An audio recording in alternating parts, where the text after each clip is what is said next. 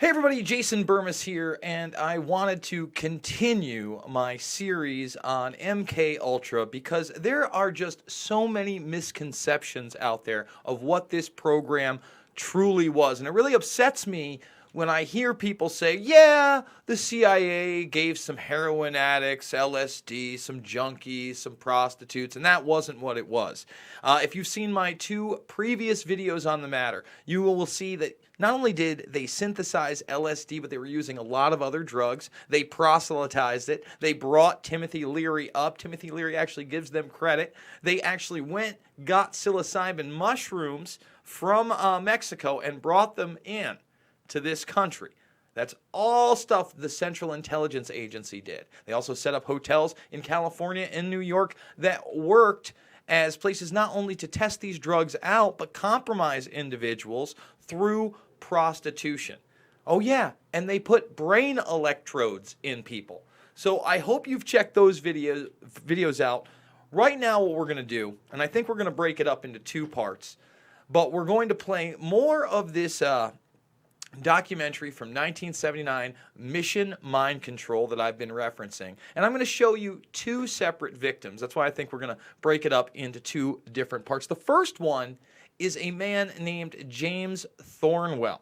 Okay? Now, James Thornwell, guys, well, he died in 1984. So this is an article, I believe it's the New York Times, and you can see right here, he doesn't make it. This guy does not have a very happy ending, and it's very unfortunate. I'm going to be frank with a lot of you.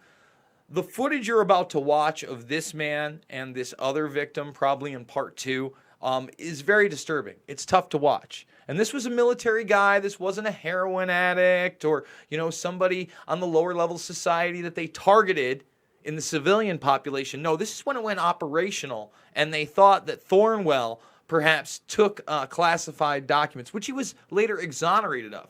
Now, this case became so notorious that there was actually a TV movie in 1981 called Thornwell, giving you his MK Ultra experience in a dramatization.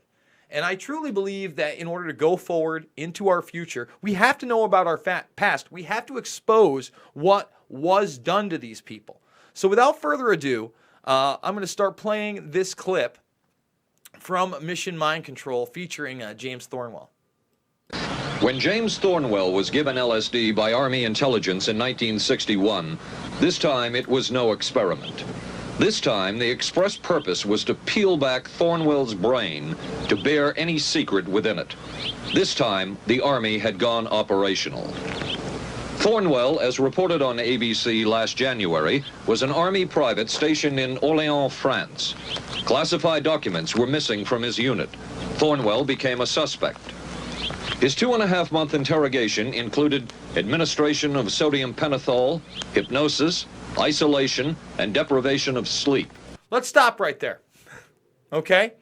So before we get to the LSD, because remember, everybody wants it's all about LSD. No, there were sub-programs, Army chemical engineers. Again, please watch those other videos. Please do your own research. In fact, there are 4,000 new documents that are out there. I was unaware of this, but folks, do not fear. I did find them, and I am combing through them. That's right. There really are very new documents that just came out recently, within the past year.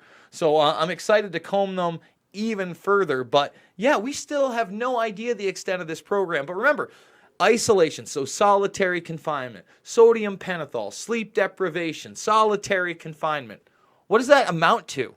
It's torture. It's torture. They tortured their own soldiers. Army documents obtained by ABC News refer to this interrogation as conventional. Despite the severe questioning, Army intelligence was getting nowhere with Thornwell, and it was decided to slip him LSD. For 16 years, Thornwell never knew what had hit him. Tell me about the acid. I'd rather not. It's a bad trip. It's a bad trip. That was a bad trip. The pain was so excruciating. Felt like somebody was sticking me with 1,000,000 pins. Just everywhere. Oh, it just...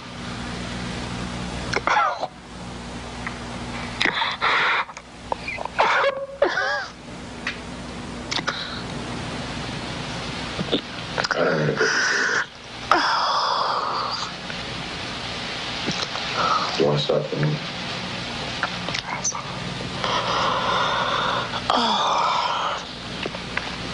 I walked around. What's that? Oh, I can talk. I lived through it. I lived through it. I lived through it.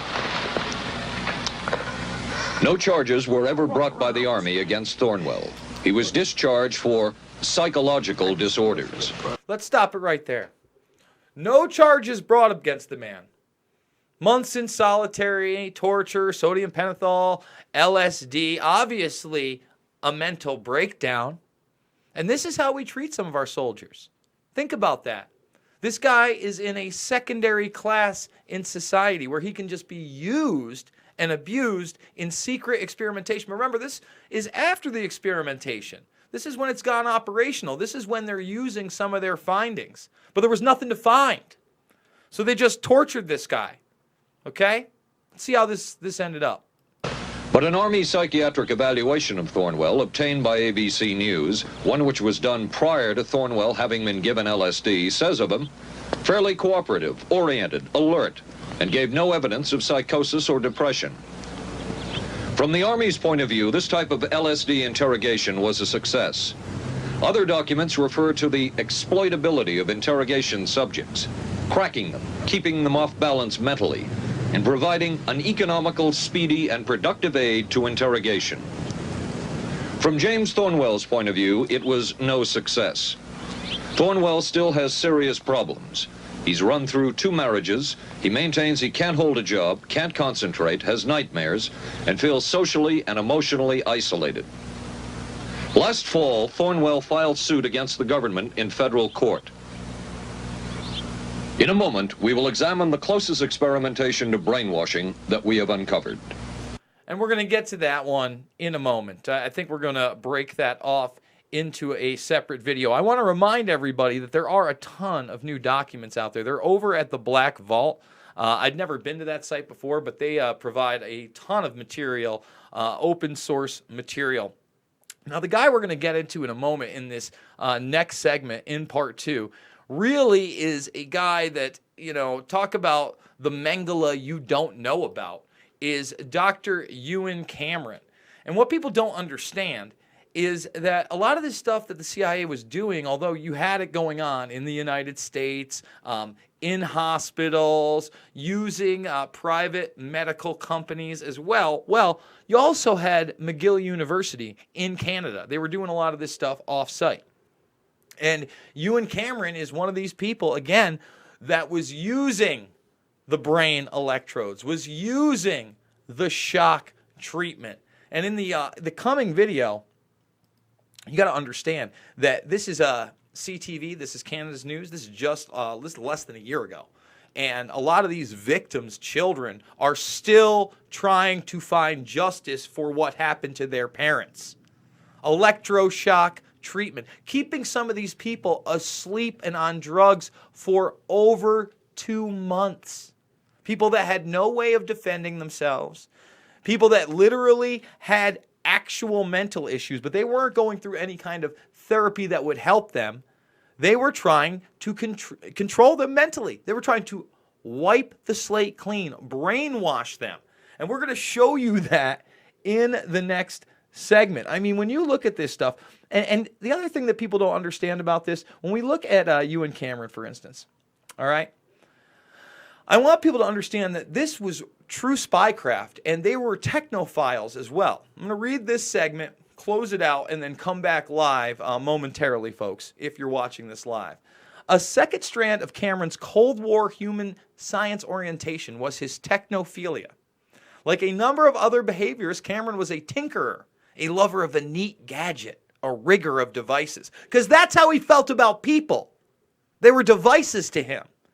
If you saw some of the other doctors in this series that I've been doing, cackling, unrepentant, saying that this must seem cold, that's because they are cold. They don't value human life. For example, he tried to build an automatic baby feeder. That's kind of weird.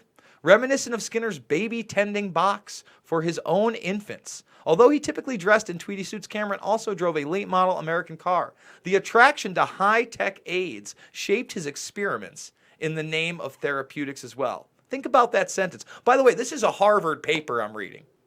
Okay? It's a Harvard paper. Just type in Cameron, you and Cameron, Harvard paper, MK Ultra. You'll find this. Don't worry. The new generation of U.S. mind control researchers tended to share this love of technology. Many have remarked that the Americans, unlike the British or Soviets, were very gimmick prone in their search under MK Ultra and related U.S. military projects for a fail-safe, fail-proof method to control the thoughts and behavior of a target person or nation's person. Gimmicks. That's what they're calling them. They're calling the experimentation of human beings with all sorts of technophilia gimmicks. They tended to look to technology for shortcuts to the slow, patient, plodding spy game. Americans were wont to take place technological innovation at the core of the Cold War's ideological struggle, an index of their technophile hubris, according to historian of espionage Christy McCrackis.